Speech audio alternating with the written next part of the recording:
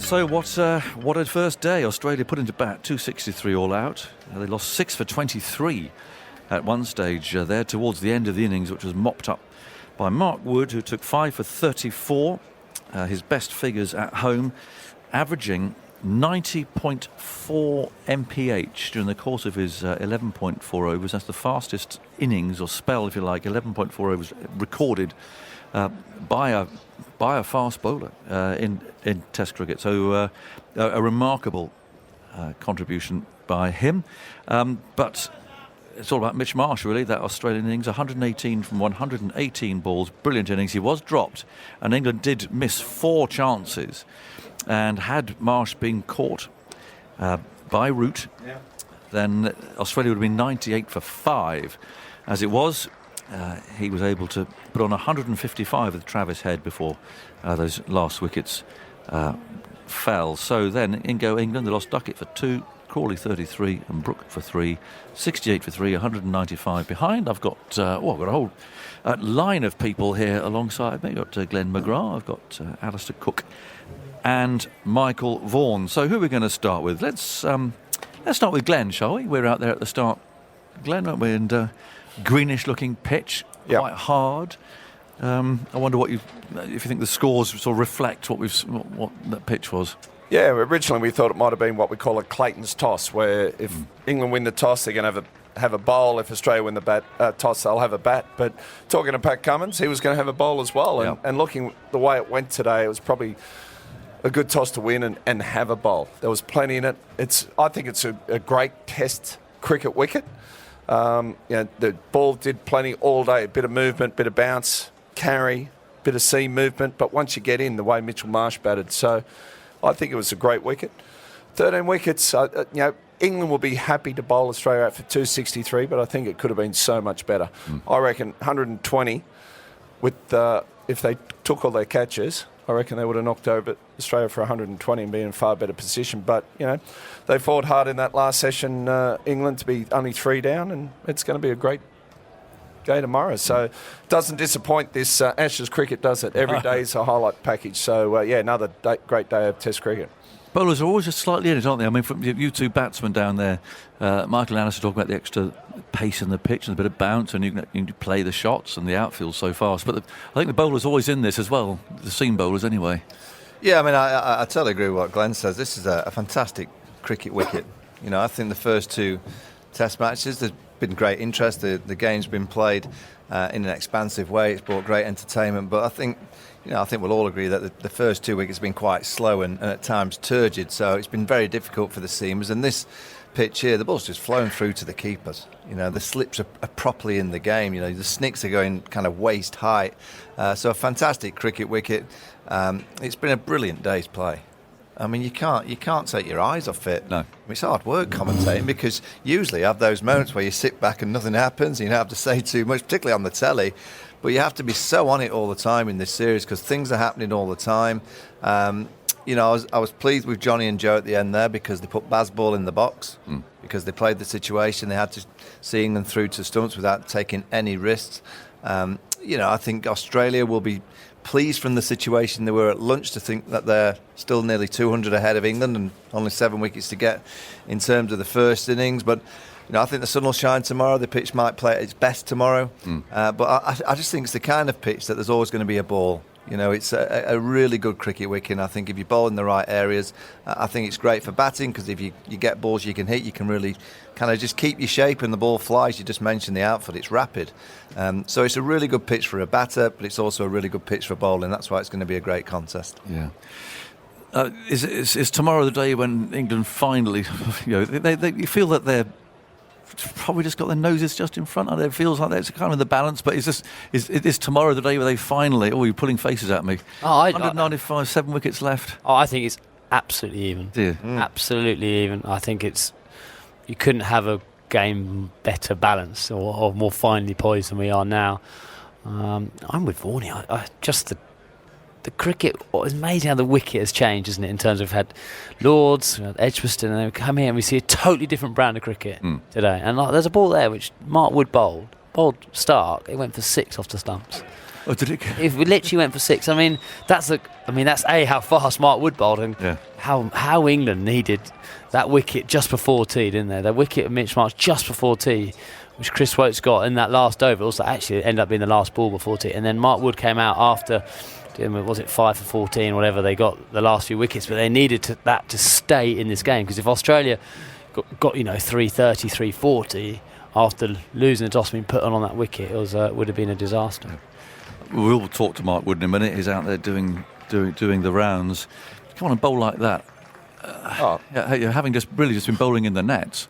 It's pretty remarkable, really. Oh, incredible. And, Woody's that type of guy that he's going to run in and just give everything he's got every single ball. That's why you see him on the ground after he bowls majority of the time, because of the effort he puts in. But you look at the two guys that bowled well today. You've got Mark Wood, exceptional, 5 for Chris Woakes, 3 for bowled well. Could have quite easily had a few more wickets. The two guys that haven't played in this series, there's been a lot of bowling, a lot of short pitch bowling at Lords, and you wonder how much that took out of the bowlers, but those guys did well.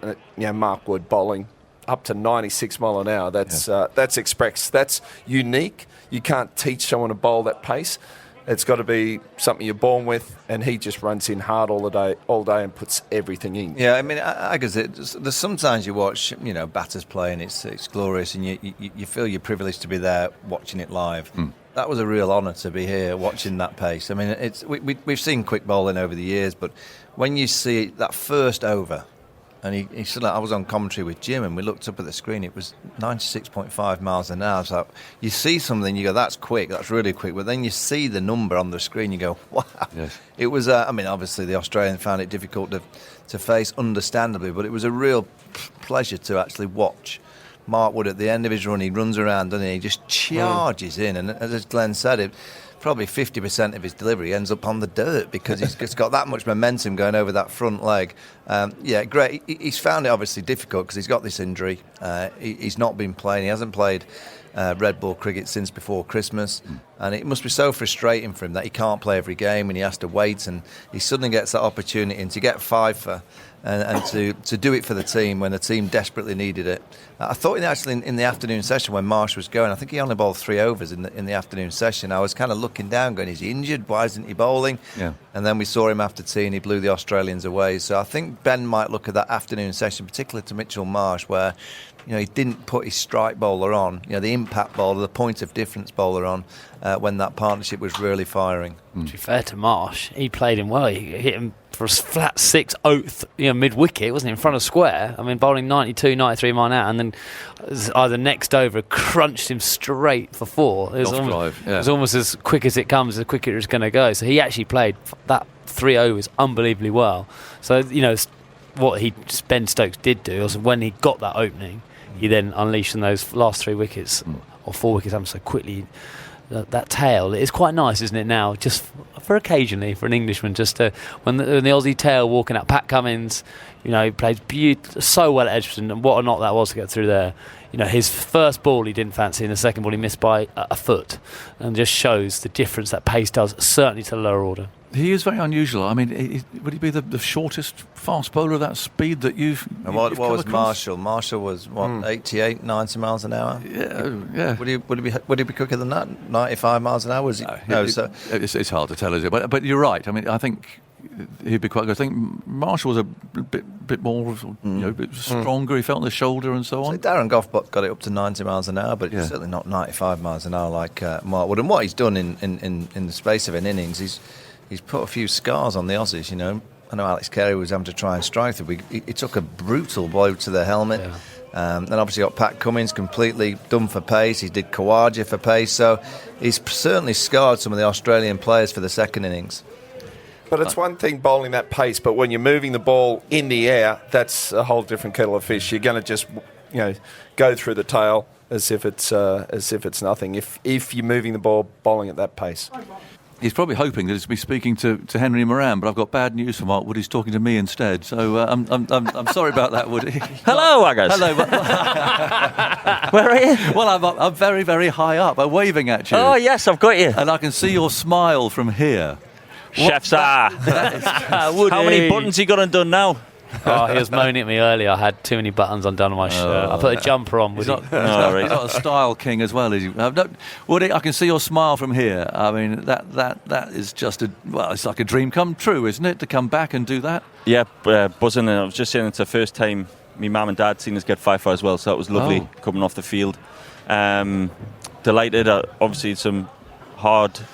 The last couple of weeks have been difficult, not playing, and some tough times, but amazing feeling there to get 5 wickets at home when I've previously, my record isn't great at home, and it's been well documented that, there's a big difference between when I play home and away, so to get that off my back and finally be able to raise the ball at home was pretty special. And what about this pace? I mean, you've heard all these stats. Presumably that's the quickest spell in Test cricket. I mean, through an innings since records began.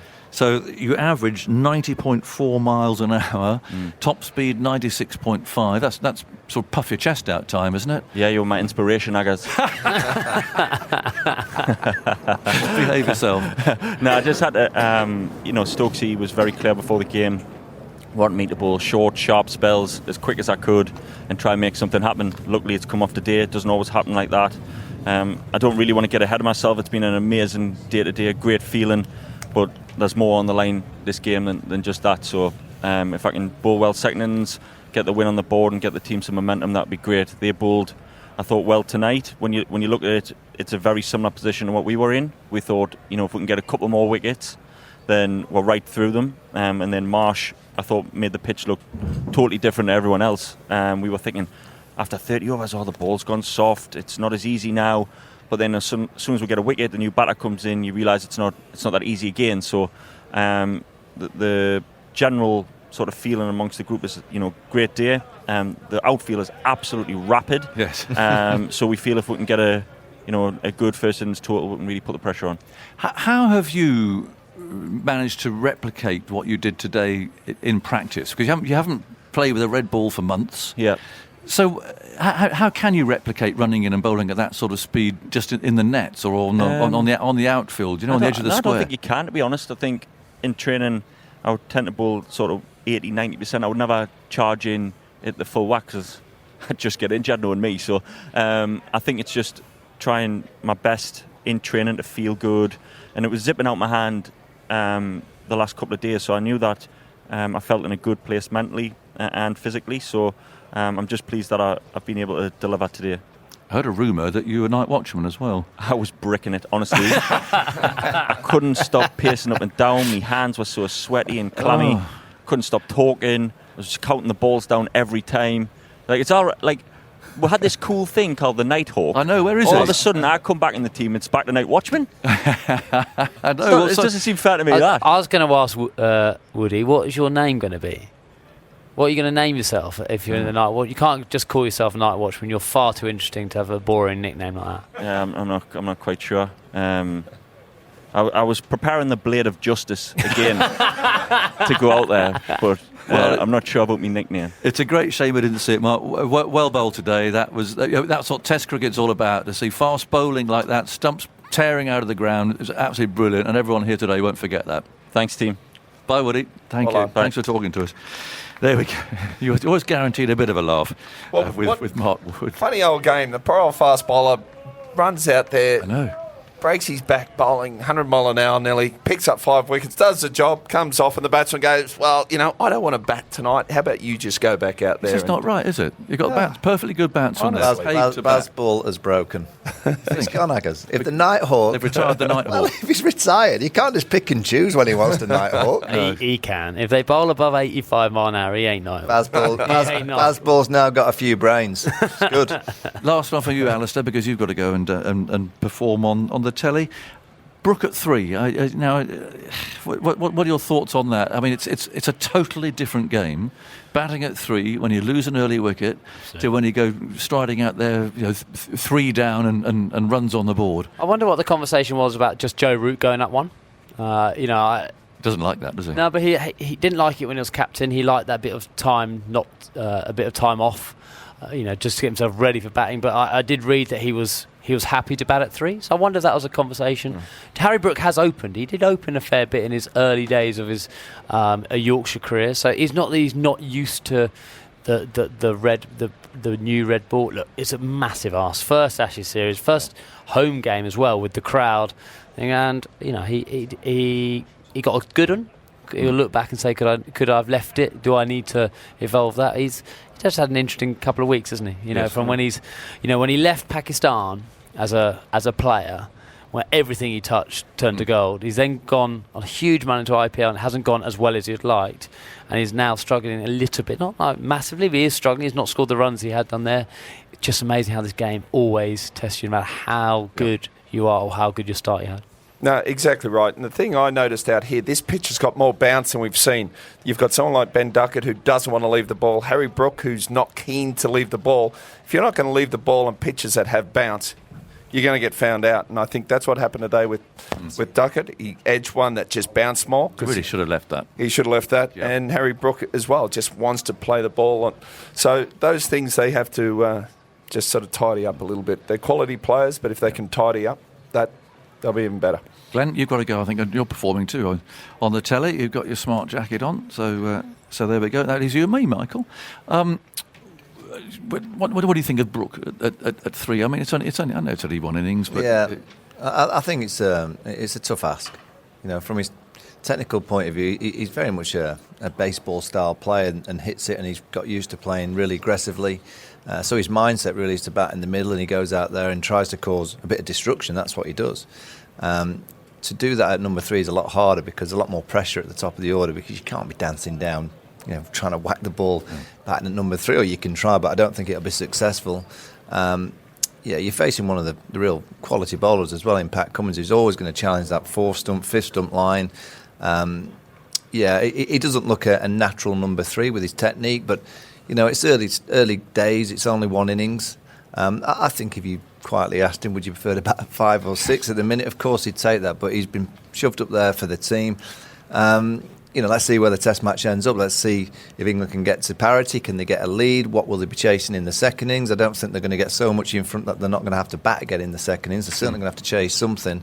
From what I saw there, I think Australia wouldn't mind Harry Brook batting at 3. And sometimes when you see that early, maybe England can look to rejig it in the second innings. Maybe Joe can go to 3 in the second innings. He got in early enough today. We know the quality of Joe Root. So in the second innings, whatever England are asked to chase, and let's hope for England's sake it's not a lot, but if it is a few, maybe the way to rejig the order would be to put Joe Root to 3 and just rejig 4, 5, 6 and 7. Well, I could talk about the drop chances in a minute, which are really stacking up for England, and they're having an impact, aren't they? But let's just catch up with the other star of the day, Mitchell Marsh, who played brilliantly. And he's been speaking with Simon Mann. Well, Mitch, you've had some good days out in Ashes cricket. What about that one? Yeah, pretty amazing. I'm probably still a little lost for words. It was a crazy day. Very nice to be back wearing my baggy green, and it was a long time coming. When did you know you were playing? Well, we sort of knew Greenie had a little niggle 2 days out, so got the word, and probably ruined my holiday. Felt like I was on Kentucky the last couple of weeks, but it's unfortunate for Greenie, but that's why I've been in the squads for the last couple of years, to be his backup, and just nice to contribute. What were you thinking when you went out 85 for 4? Get through to lunch initially. Beans are certainly flowing. Really proud that, it's only a couple of balls, but I think in the past my nerves have certainly got the better of me, and I've worked really hard on being able to control those in big moments. And Ashes cricket at 4 for 80, 5 minutes before lunch, there's none bigger, so nice to get through that and have a partnership with Hetty. And you had a bit of luck after lunch and you capitalised. Yeah, I think it's the first time I've ever been dropped in Test cricket. So as Usman Khawaja says, you always need a little bit of luck in this level, and today was my day. Is that as well as you've ever played at Test level, striking the ball like that? Yeah, certainly. I think it's right up there. I've worked really hard the last couple of years to get myself in a position where mentally I can go and take the game on like that. Understand that it's not going to happen like that every game that I play, but really proud that I was able to go out there. And everyone always talks about playing the natural game. That's as natural as it gets for me. Yeah. How can you do that when you barely played for the last 2 months? I mean, the last time you played was an IPL match back in May, and just suddenly turn it on in a Test match. Yeah, train and prepare. The environment that Ronnie and Paddy create has been amazing for me. I felt a great sense of freedom, and I'm very thankful to our coaching staff who work tirelessly behind the scenes to make sure that we're ready to play. And I think I've never been part of a squad that's got such a great mentality as togetherness. And my experience in the past with the Ashes series is a 5 Test match series. You're always going to lean on your squad at some point. So I just wanted to stay ready and a bloody crazy day. You didn't face much of Mark Wood. What did you make of his bowling today? Oh, class. Brilliant for him to come back after a lot of injuries to get a Test fifer. He's a very good bowler and someone we're going to have to work really hard against in the second innings. Thankfully, I've grown up on the Wacker, so I felt right at home. What about the state of the game? Feels like it's in the balance?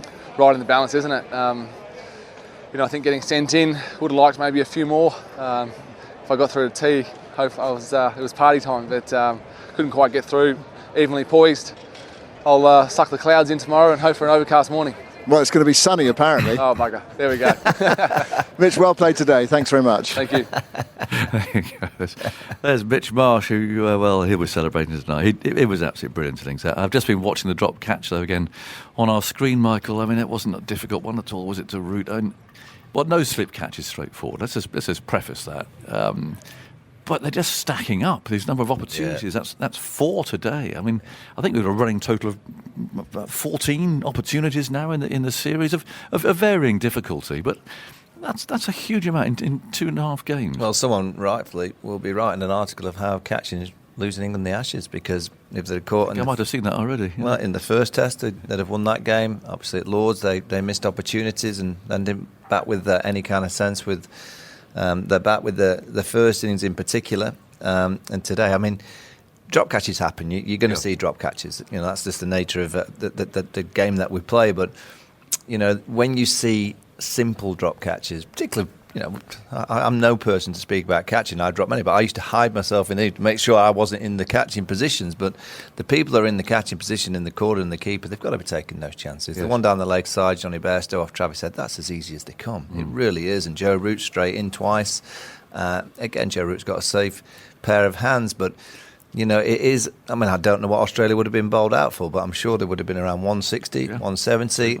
And there is a huge difference. It's 100 runs in the first innings, and now England are on 200 runs behind. They've only got 7 wickets left, and let's see how hard it is for England to get up to what Australia got in the first innings. And they should be thinking about, already being pretty much near parity. If they'd have caught all the chances today, they would have been probably 150 on the board by now. Don't know how many wickets will be down, but this is the game. This is why Ashes cricket in particular is the key. It's all about dealing with the pressure, preparing properly, being sharp at the right moments. I have to say, from the first day at Lords when England bowled, where I thought they were off it, they were just casual, and Australia got 339 for 5. I thought today England's bowling and body language was excellent. They were excellent, but they just missed the moments.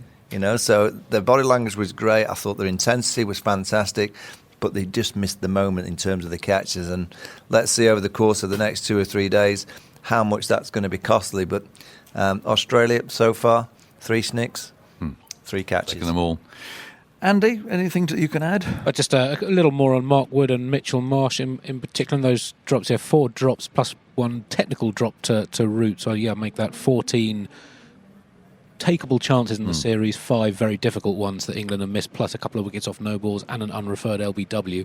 Australia have missed some as well, but they haven't been as costly or as numerous.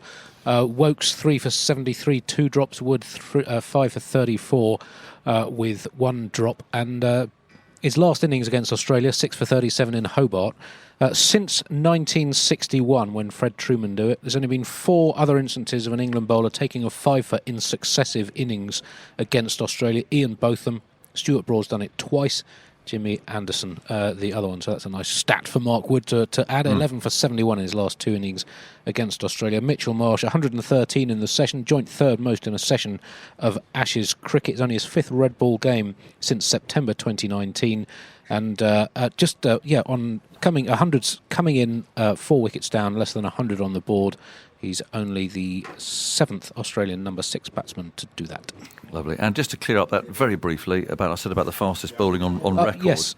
It was the fast. So the data goes back to 2005 in the CricViz database.